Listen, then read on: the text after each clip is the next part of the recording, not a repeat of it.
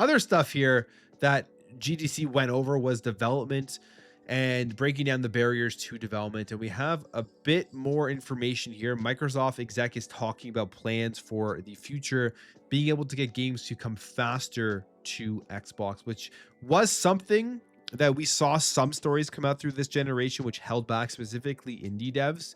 And they made a big fuss on social media talking about the communication. Eventually, I think most of them got worked out, but it was something that probably should have never gotten to that point.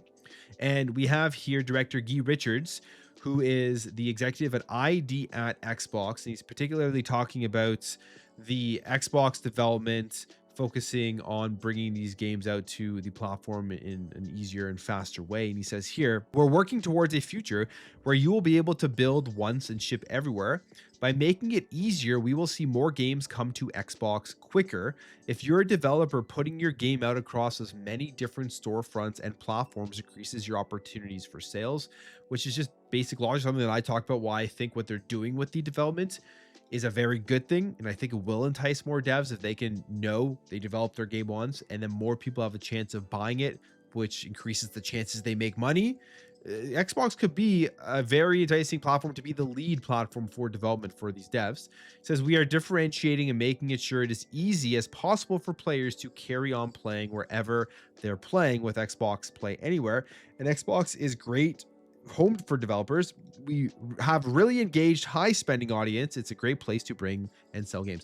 One of the things you always see the argument of is Xbox does not buy games, which you can look at statistics, you can look at the financial report stuff, their services, their revenues on that side is what is basically keeping them positive, because the hardware has not really been selling very much. So people are buying games on the platform, people are spending on the platform, they're playing all of the stuff that is propping up here on Game Pass and things like that. So they do buy games.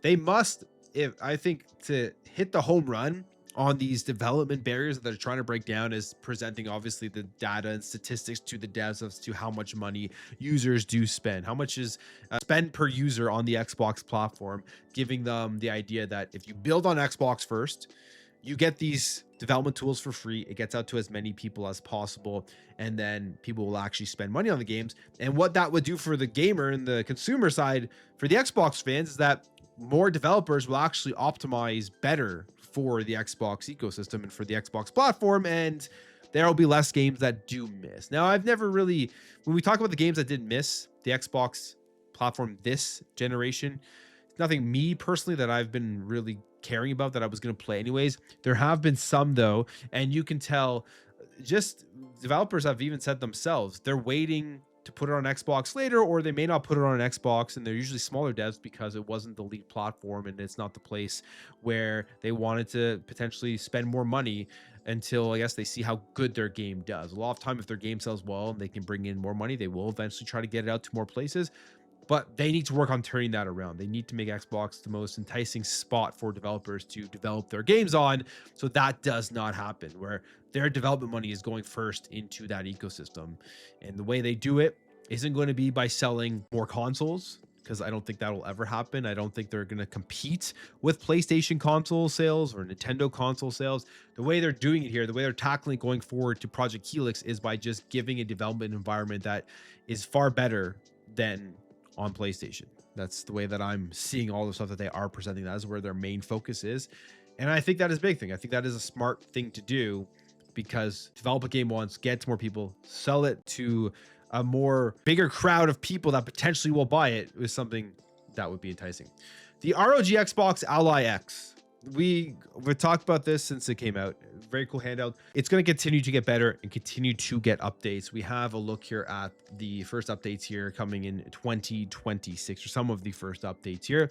The FPS boost via Auto SR. It is now coming here in April 2026. We see this, they showed it off. I believe this is Forza Horizon here, Forza Horizon 5, where they're showing it come in here with just being able to get the Auto SR running, giving you the better frame rates and stuff, and not really killing the resolution as much. But it says Xbox announces automatic super resolution mode is coming to the Ally in April, leverages AI to scale resolution up in real time to improve performance, and Auto SR fills in the gaps by existing upscaling tools like DLSS. And you can see the difference here, where with it off and with it on, 36 FPS versus around 47, 48 FPS. And they say actually auto SR is averaging around 51% or 51 FPS, which is about 30% higher than with it off. So that is some of the stuff that these devices that are lower powered, something that I thought was going to be very important on the Xbox Series S throughout this generation, lower powered, but you have these AI upscaling technologies, all of this stuff that will allow games to still run well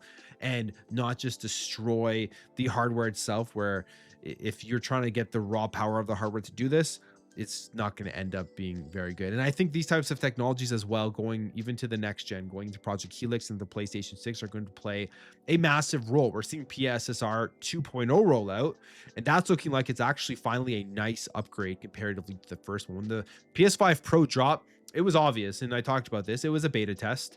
PSSR was a beta test. Those first users had to go in, use the console, they gather the data, PSSR does its stuff, and then they improve upon it from there. Now we're kind of seeing it move out of the beta test with PSSR 2.0, and I think it's going to do some great things here for the PlayStation 5 Pro, where we will actually now start to see a bigger difference between the base consoles and the PS5 Pro. And then take that, and in next year when we get Project Helix, it'll be even better. Everything will be even better, more power under the hood. You're going to get the FSR upscaling, FSR Diamond, and whatever